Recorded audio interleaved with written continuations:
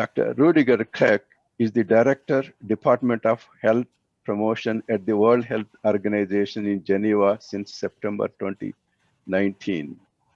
Here he heads the WHO's work on risk factors such as tobacco consumption and harmful alcohol use.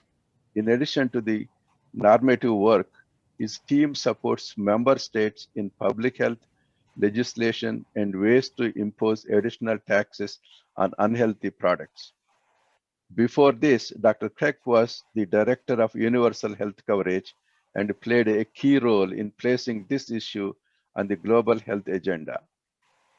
From 2009 to 14, Dr. Krech was the Director of Social Determinants of Health and Equity and was responsible for organizing the World Conference in this topic.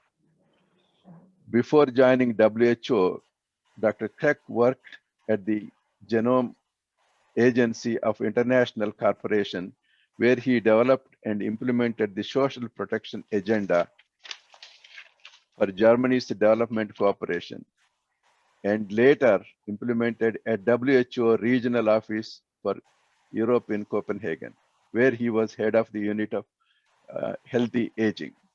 Dr. Krech studied the educational science and human medicine and was one of the first public health graduate of Germany University and holds PhD from the University of Bielefeld. Dr. Krech is married and he has 3 adult daughters. I welcome Dr. Krech. Thank you very much, Your Excellencies, dear Professor Mutiala, colleagues, and thank you also for your flexibility. Let me first of all congratulate India for doubling the healthcare budget and include health promotion, disease prevention, and hygienic measures into the portfolio.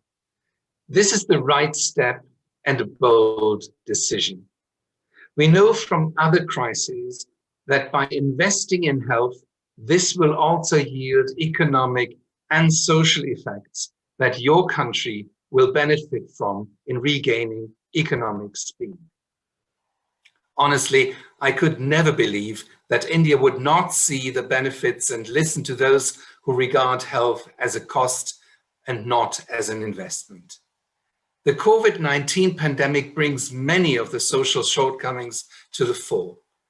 And one of them is that many states were not prepared because their health systems were too weak. As a result, the world is now paying trillions of US dollars and faced the worst recession ever since World War II. We should now learn from this crisis and build resilient health systems which are properly financed and where people receive the care they need without facing financial hardship. With this recent decision, India is on the same path as Canada or Finland, who have seen the positive outcomes for their overall development. Of course, your GDP health spending, even with this doubling, is still too low, and I'm sure you know that, of course. But you are an incredible nation and with incredible potential. You are incredible India. You have shown again and again that you are able to deal with crises, that you address challenges. One of these challenges unfold when dealing with people with rare diseases. The vision of the Sustainable Development Goals is a world in which no one is left behind, including people who suffer from rare diseases. Just because a disease affects a small number of people does not make it irrelevant or less important than diseases that affect millions. This is a quote that shall be the basis of my speech today. It comes from WHO's Director General, Dr. Tedros. With 300 to 350 million people affected worldwide and more than 7,000 different types of diseases known to date, rare diseases represent a major challenge in public health that has been largely ignored. Consequently, this is a field in public health and research that would certainly benefit from globally concerted action and international collaboration.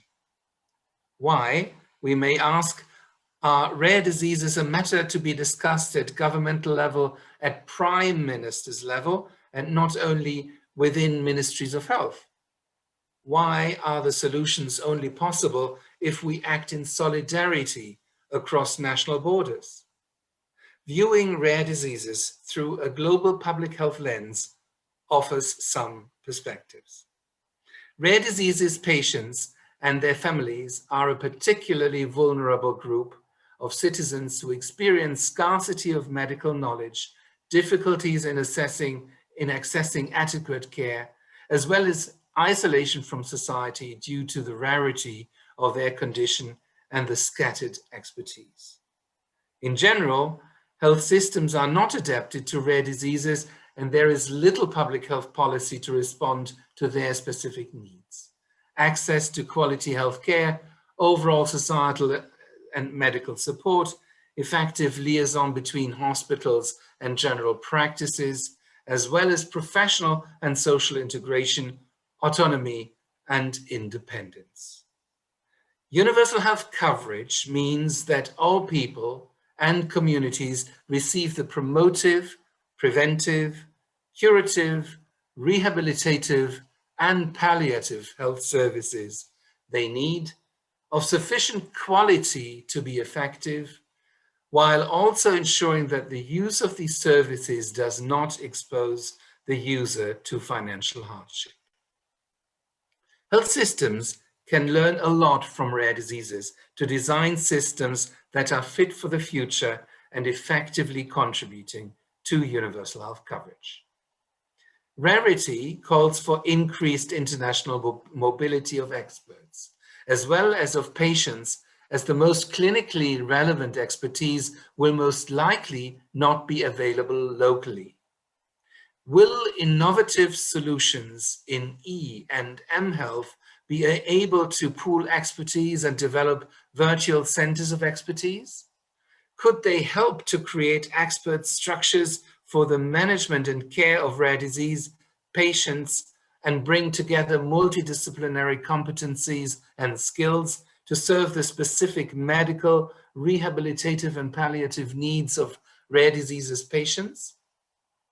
Could accredited global centers of excellence help to provide best quality of care based on available clinical evidence? Would we be able to globally find innovative ways of financing such centers so that patients and their families will not fall into poverty because out-of-pocket payments related to the care of the rare disease?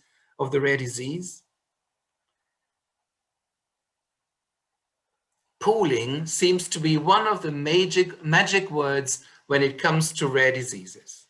It helps to bring together the critical mass and balance, low prevalence and incidence. It helps to focus the diffuse shadow light in which rare diseases are currently barely seen and create spotlights. Pooling of research and development, pooling of data, pooling of care facilities, and pooling of experts. Lots of excellent work has been undertaken in recent years in this regard. The launching of the European reference networks is one of such initiatives. Could pooling also serve to bring in expertise from you here in India, from people in Japan, Australia, Canada, or China? A second word that comes to mind is collaboration. Sheen Atkins and colleagues, when reviewing the recent Charcot-Marie Tooth research, suggested that it is unlikely that we are going to see a dramatic change unless there is a wholesale shift in the process of drug discovery and development, combined with increased collaboration between academics, industry, government labs, and research foundations in the rare disease arena. How will such a shift be concretely orchestrated? What incentives could be created that instigate such change? One such incentive could be to collaborate to agree on thresholds for safe and clinically effective standards for diagnosis, care, and treatment, and to collect international best practice. And a third word might be smart innovation. As technologies are advancing, we are confident that we will see routine in vivo gene editing in a medium time horizon. I added smart to innovation as, again, the global community can and certainly will learn from rare diseases. We are faced with the option of editing the human genome with ease and precision. Notwithstanding the potential of these applications to be beneficial to any one individual, unforeseen risks such as epigenic and intergenerational effects cannot be ruled out.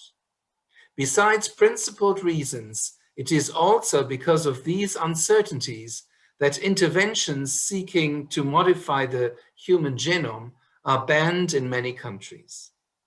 On the other hand, the question posed by the US National Academy of Sciences and National Academy of Medicine is no longer whether or not the human genome ought to be edited.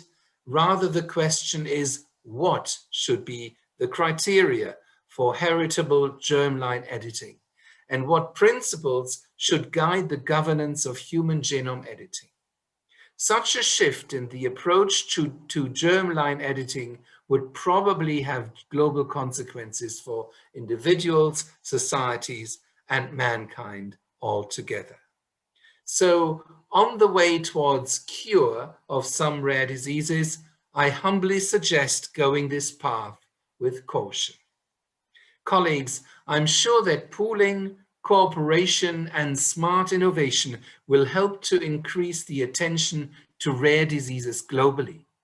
India has a lot to contribute and learn from this global endeavor. WHO is looking forward to being at your side, and I thank you. Thank you very much, Dr. Krech, for your wonderful message to us and for all Indian people, not just only here. Thank you very much for taking time and addressing us. We hope to see you again in the near future in our events or in some other events in India. Thank you very much.